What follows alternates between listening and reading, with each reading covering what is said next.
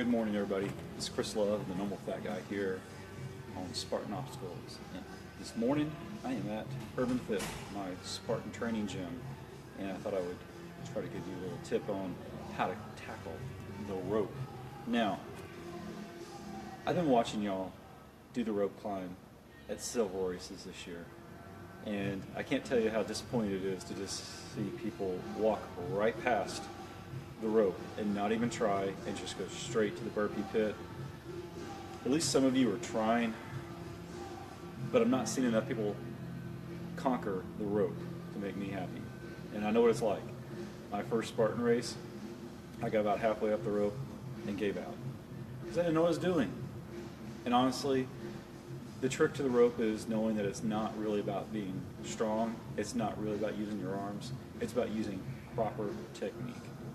Now, sure, the guys that do the legless rope climbs with nothing but their arms and they do all kinds of cool things on the ropes get all the video time, let's say. But if you really want to actually conquer the rope, you got to use your legs. And that's something that really eluded me in the beginning. Now, to be up front, I'd never climbed a rope until last February, so I'm about a year and a half in to being able to climb ropes. And I learned how to climb the rope at a Spartan obstacle specialist class that I took up in New York. And since then, it has not been a challenge to me at all. In fact, I'm getting really fast at climbing the rope. In fact, I think I'm faster than some of the Spartan elite pros that finish their races faster than I do. So this morning I thought I would take a little time, give you a little instruction on how to climb a rope. Now, there are really two techniques you should try to learn. And I like the J hook. I've also heard it called the seal hook because that's how they teach Navy SEALs to climb ropes. The other one is the S hook. And I'm not like against the S hook. It just takes a lot more time.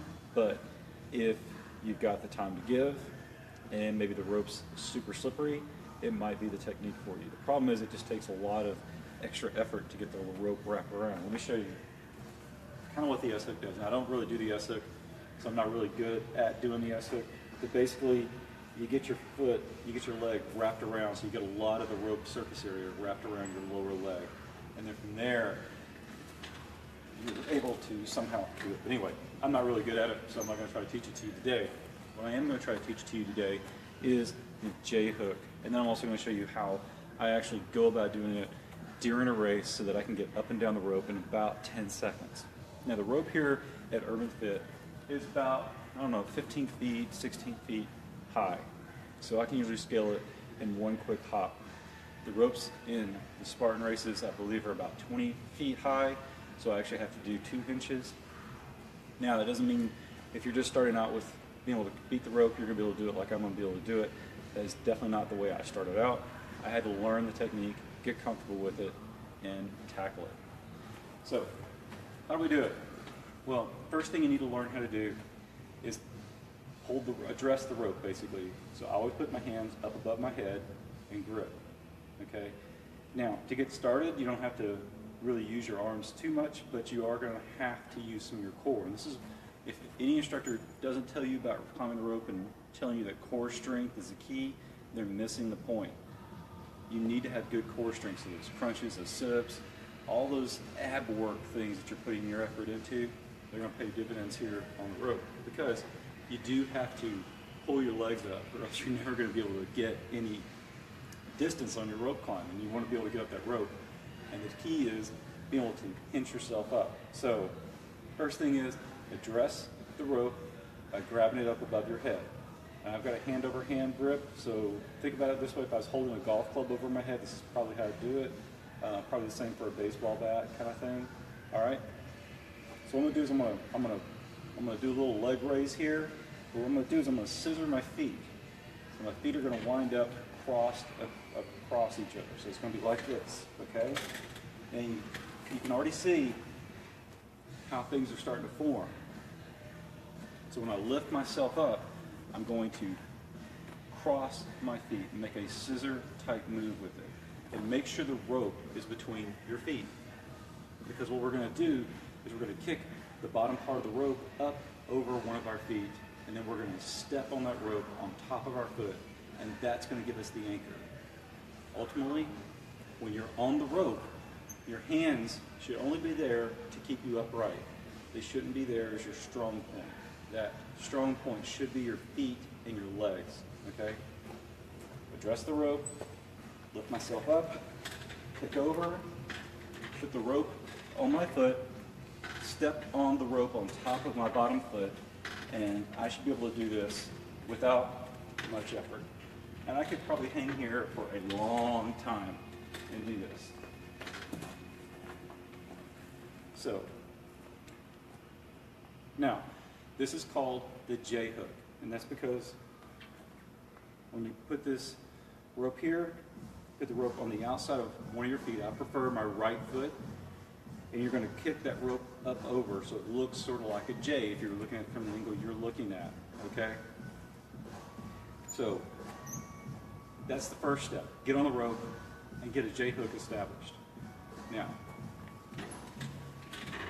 get that rope up. Now see, I can just push myself up with my legs and then just rinse and repeat until you get to the bell, and you just tap the bell, slap the bell, and then you're able to come back down. So the key is getting that J hook, getting your arms a little established on the rope, and just pinching yourself up piece by piece as much as you can.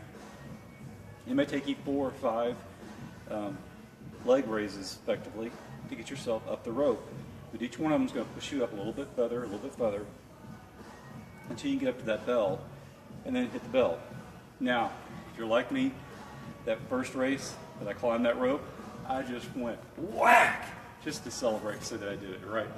And I did that actually for several straight races, just to celebrate that I got up the rope with no problems. Now, hopefully this will get you started, and you can get to the point where I'm going to show you how I actually do the ropes now. And I did this by watching some of the elites and CrossFitters. Now, if you follow CrossFit at all, they do a lot of rope climbs. Sometimes they're required to do legless rope climbs, sometimes not. When they don't have to do the legless rope climbs, they do what I'm doing. Now, I really picked this up by watching Isaiah Vidal. I think he's got one of the best rope climbing techniques of the pros that I've seen, and he does exactly what I'm doing, and this is why I adopted this, because I said if Isaiah's doing it, there's a good chance this is a good way to do it. And that's another key tip. If you see the pros, the elite pros that actually win the races, how they tackle the obstacles, follow their path because they know what they're doing. So, when I get to the rope, first thing I'm going to do is jump as high as I can, because jumping doesn't require any arm strength. Okay, well, the arms do need to go up to kind of guide you up a little bit, but that's extra feet that I don't have to worry about getting myself up the rope. So I take those feet out of the way, the distance out of the way by jumping, and then I'm going to curl as high as I possibly can get my legs to go, and I'm going to get that J hook anchor established. And you're going to see me, hopefully it's going to come up on you'll be able to see it clear enough, but I should be able to jump up, kind of even pull myself up a little bit, do a little bit of a rope pull up, and try to get my feet pinched up almost to my head. And then I'm able to essentially push myself up almost the length of my entire body. So let's just say about 5 feet, okay? So when you're thinking about this is why I can get up the rope in 2 inches and slap the bell and then come right back down, okay? So let's do this. So I'll come up to the rope and I'll jump.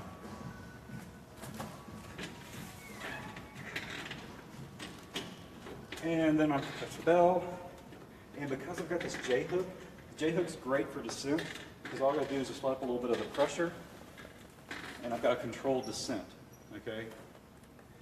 So the nice thing about all this is that in the race, I can do just what I did there. I can do that twice, and it's more than enough to get me up to the bell. And then I can just slide down a decent amount without releasing completely that J hook. It gives me a little bit of anchor so I'm not out of control coming down. Because remember, if you just jump or literally drop from the bell down, they will burpee you, because that is considered a failure. But if you let yourself down in a controlled manner, that's not. And you can get down that rope really quick. In fact, the way I do it is I try to time it up so that I get to the point where I roughly was off that first jump, and then I just let go of the rope. If think about it, that's nothing more than just if I regularly jumped and hit the ground. So it gets me down a little faster too. And believe it or not, I have timed myself at the race, and it's roughly between 10 and 12 seconds, which is super fast to get up and down a rope. And that's where I hope you can get as well. Hopefully this tip's been good for you, maybe helpful for you, a little encouraging for you, because I used to suck at something like this. I remember back in middle school having to climb the rope and not getting very far with it, which is not necessarily unusual. So hopefully you won't walk past the rope anymore, and hopefully you'll grab the rope with confidence. You'll get yourself up the rope, slap the bell, get yourself back down, and go on to the next obstacle with a big, giant, successful smile on your face, because that's when Spartan racing becomes super awesome, when you hit those obstacles that you just are scared of, and you tackle them, and you beat them, and you go on to the next one with just this feeling of enthusiasm all over you, right? Now, before I go, I got one more thing I want to talk to you about. September 4th is my 46th birthday.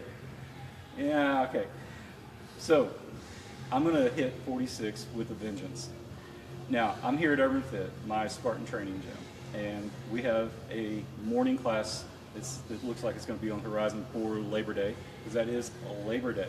So the whole country will be on vacation that day, and that morning we're going to be out here doing a boot camp or a workout, whatever it's going to be. I don't even know what kind of interval workout they got planned for us. But after that, I've already talked to Tara and Carl, and they're all excited about this too. I think I'm going to do a 460 challenge, because I am 46. So in 4 minutes and 60 seconds, I'm going to attempt to tackle a course of obstacles here in this gym and see if I can get them all done in 4 minutes and 60 seconds, that 460 challenge. Hopefully you'll be up and ready to go, and you can watch me. Hey, and if you're in the Philadelphia, Southeast Pennsylvania area, why don't you come out to Urban Fit and join us for that workout that morning, and maybe you can join in and try to attempt the 460 challenge yourself.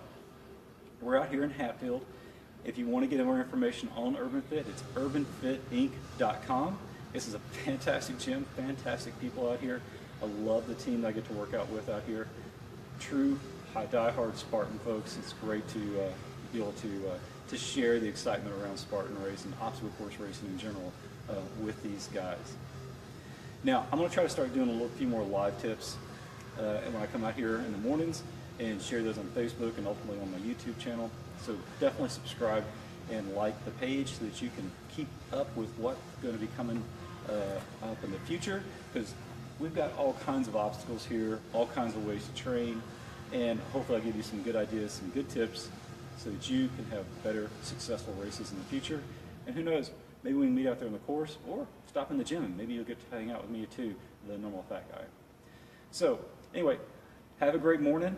I'm going to get into my workout today. Today's workout is going to be a Spartan scrimmage, and basically what I'll do is I will simulate doing a Spartan stadium race without the vertical, not the steps, so to speak, but I'll go out, run laps, do an obstacle, run another lap, do an obstacle, do another lap.